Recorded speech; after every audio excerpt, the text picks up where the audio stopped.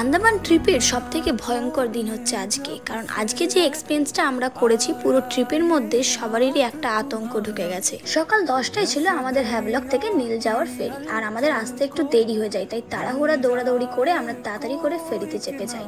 আর এখানে আমরা তখনও কিন্তু জানি না এর পরে আমাদের সঙ্গে কি হতে চলেছে। জাস্ট আমার রিয়াকশনটা দেখলে বা আমার মুখের এক্সপ্রেশন দেখলে বুঝতে পারবে তখন আমাদের মধ্যে কি হচ্ছে। তখন অলরেডি আমার দুবার ভমিটিং হয়ে গেছে, শুভমও ভমিটিং করে নিয়েছে, আর বাচ্চাদের শরীর তো ভীষণ খারাপ। কোনোভাবেই বাচ্চাদেরকে সামলানো যাচ্ছিল না, কারণ সেদিন ওয়েদারটা খারাপ থাকার জন্য একদম সবারই সঙ্গে এই ঘটনাটা ঘটেছে। শুধু আমরা নাই, যতগুলো ফ্যামিলি ছিল সবারই খুব অসুস্থ হয়ে গেছিল। তারপরে আমরা ওখান থেকে চলে এলাম রিসর্টে, আর রিসর্টটা দেখে কিন্তু আমাদের মন খুব ভালো হয়ে গেল, কারণ আমাদের রিসর্টের সঙ্গেই ছিল একটা খুব সুন্দর বিচ, যেখানে সানসেট আর সানরাইজ দুটোই তোমরা খুব ভালোভাবে এনজয় করতে পারবে। জাস্ট তোমাদের বিচটা দেখাই, দেখে কমেন্ট বক্সে কমেন্ট করতে হবে তোমাদের বিচটা কেমন লেগেছে, আর হোটেলের ডিটেলস লাগলে অবশ্যই কমেন্ট করবে, তোমাদের আমি লিঙ্ক পাঠিয়ে দেবো।